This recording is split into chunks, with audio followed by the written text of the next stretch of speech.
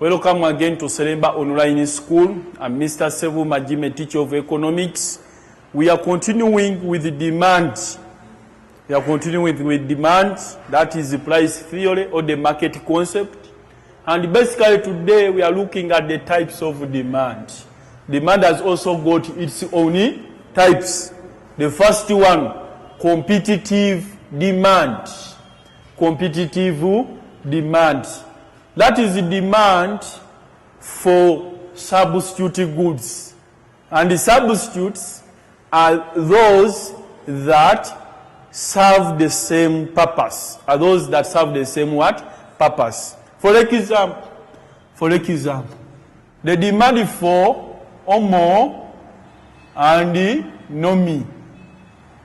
The demand for Derident and Colgate. The demand for you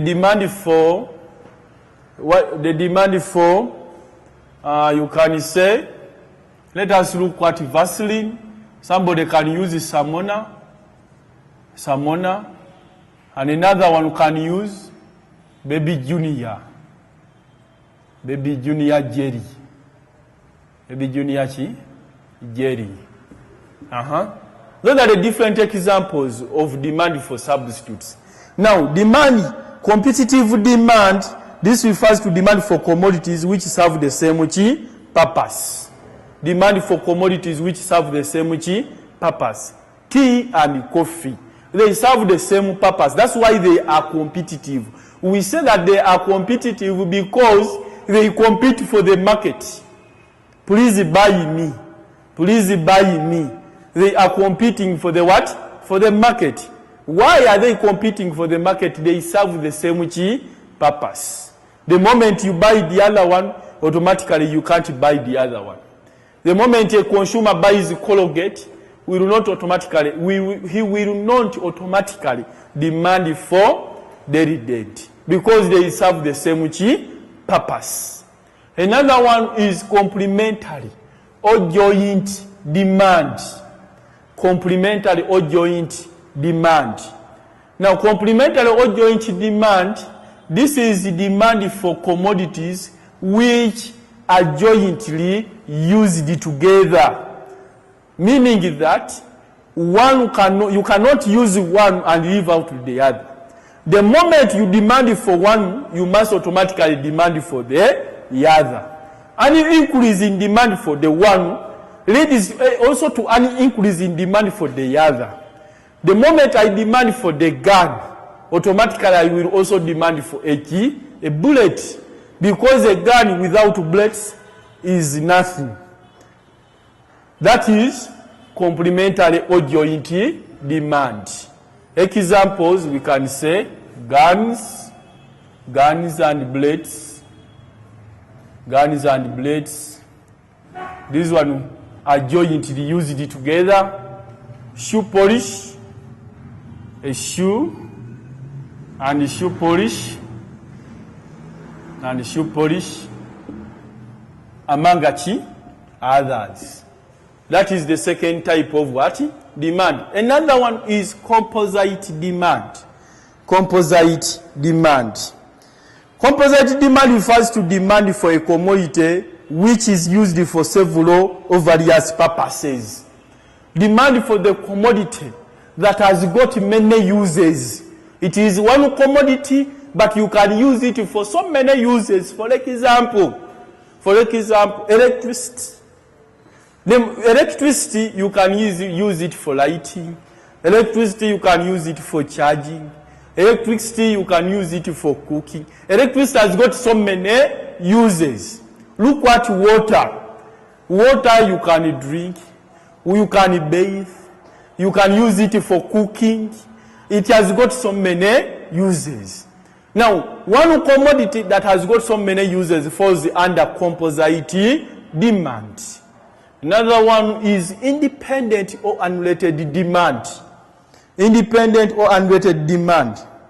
This refers to demand for commodities which are not related, such that the demand for one does not directly affect the demand for the other. such that the demand for the one does not affect the demand for the other. At all, they are unrelated. For example, salt and sugar, a pen and a piece of a cloth, they are unrelated at all. There is no way these two are related. Get milk and salt. Milk and salt, one spoils the other. These two are unrelated at all. That is demand. That is what we call independent demand. Demand for commodities which are unrelated at all. And lastly is derived demand. Derived demand. It refers to demand for the commodity not for its own sake, but for its own purpose. Demand for the commodity not for its own sake, but for its own purpose. For example, Mr. Sebuma is a teacher. He goes to Naria to teach. When he goes to Naria to teach, they are demanding for his service. They are not demanding Mr. Sebuma at all. But what they need from Mr. Sebuma is the service, the teaching service of economics. They are not demanding Mr. Sebuma as a person, but they want the service that comes out of Mr. Sebuma. Therefore, we can say, for example, demand for the factors of what? Production.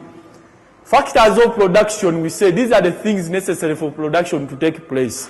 For example, labor. You demand for labor not for its own sake, like Mr. Sebuma. But what Mr. Sebuma you get from Mr. Sebuma? And in these days, most men demand for women, not, and women think that they are so loved. But what comes out of that woman is what a man wants, which is not proper by the way when it comes to relationship. But I've brought it as an example. I beg to stop there. I remain Mr. Sebuma Jim, a teacher of economics. Next time we are going to look at the circumstances why the demand curve slopes downwards. It is moving from left to right. I beg to stop there. Thank you. You can follow me on Twitter, Facebook, and so on.